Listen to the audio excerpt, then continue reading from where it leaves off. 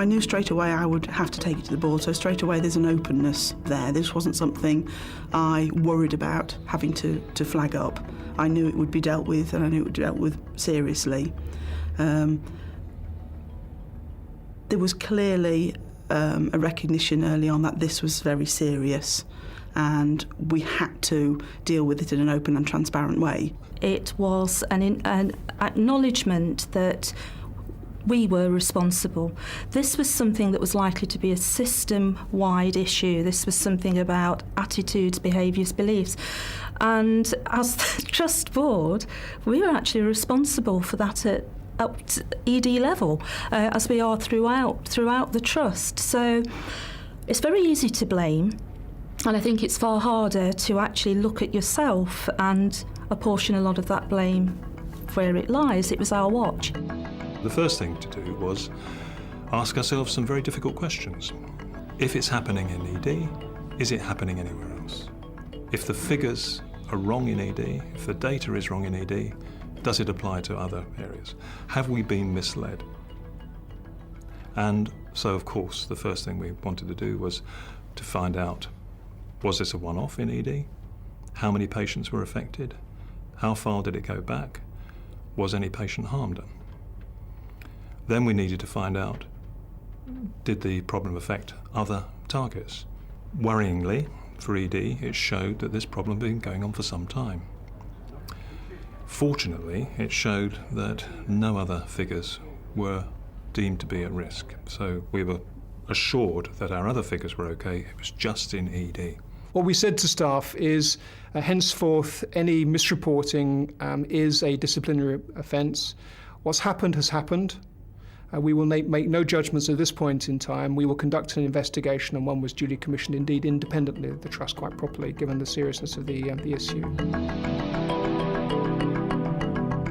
We went for an external audit because of the values of the Trust. We didn't want to be in any way tainted by this unfortunate set of circumstances in the long run. What better way could we achieve this than by having an external validation of what we were doing? And we were quite happy, and we said right at the very beginning that we would implement any of the recommendations that an external audit recommended, that we would take on the chin the criticism that was levelled at the Trust, but that we would learn from this experience and use it to go forward. The external report was valuable.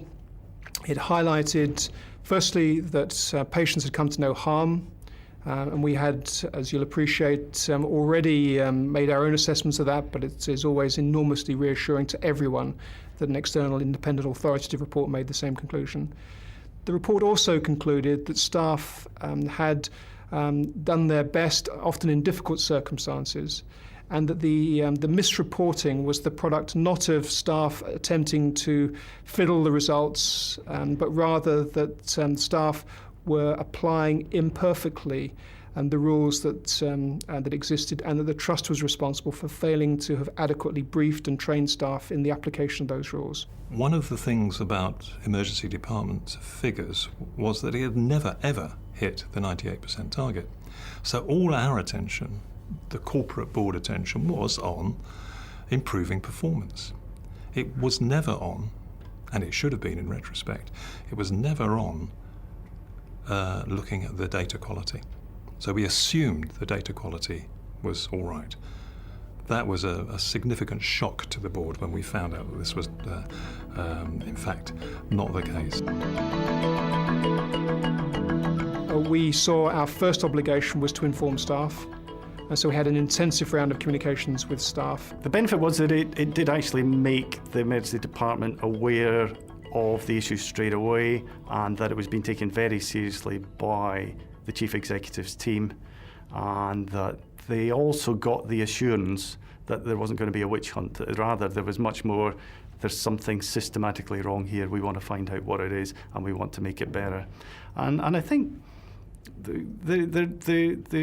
in retrospect, the recollection from a lot of the staff was, we knew something like this was going on, and actually it was refreshing that it was made out in the open, and it felt better that now there wasn't this cloud that we were working under.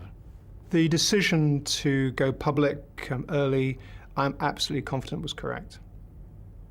We obviously made sure that staff were well informed, and particularly emergency department staff were well informed in advance of going to the public, because our primary obligation was to make sure that staff were as well informed as possible. But we also recognised that we needed to discharge our duty to be open and accountable to the public we serve, and I'm absolutely confident that that was the correct thing to do. The media responded in a very positive way because they recognise that this is a development of a relationship that we've always had. We will share what might be perceived as good news and bad news with them in an open and transparent way.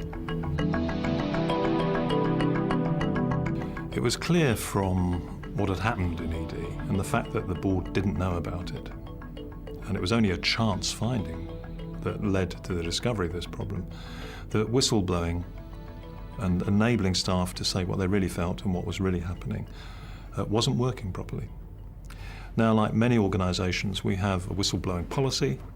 It's well thought through, it's well written, but it means diddly squat unless those who are affected by the whistleblowing policy actually know that it means what it says, that they're not going to be penalised for blowing the whistle on bad practice, that they are going to be listened to, that as a result of their whistleblowing, things will change and that blame will not attach to that particular individual.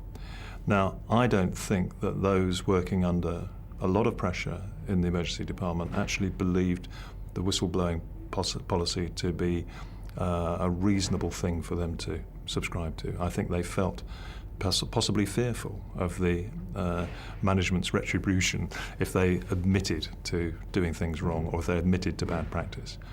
Clearly, we as a board needed to learn from this, and we have made it absolutely clear that we have a strong whistleblowing policy.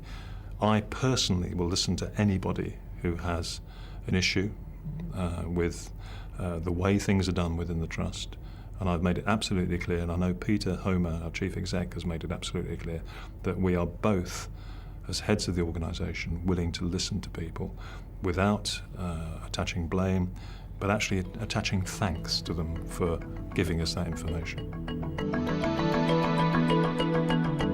I have worked as a non-exec for 10 years for the NHS.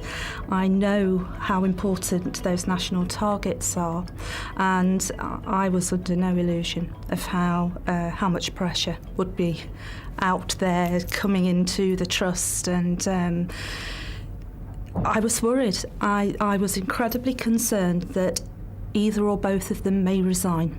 If I had thought that I had done something wrong, for example, if I had considered that I had pressurised staff to lead to misreporting, that staff felt compelled to misreport the performance of the department because of the pressure from the chief executive, then I would have resigned. But I was confident in my own inner reflections and, of course, in the discussion with the chairman that hadn't occurred. But had I had any doubt, then I would have resigned.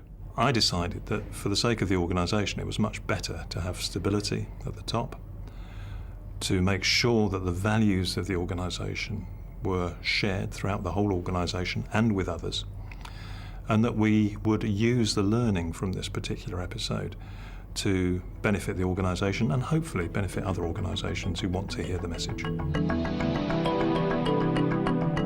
When the misreporting episode was brought to our attention and we had confirmed sadly that there had been a long-standing practice of misreporting, we then drew up a document that set out the precise rules and circumstances in which it is permissible nationally to revise the number of patients who have been cared for within 4 hours.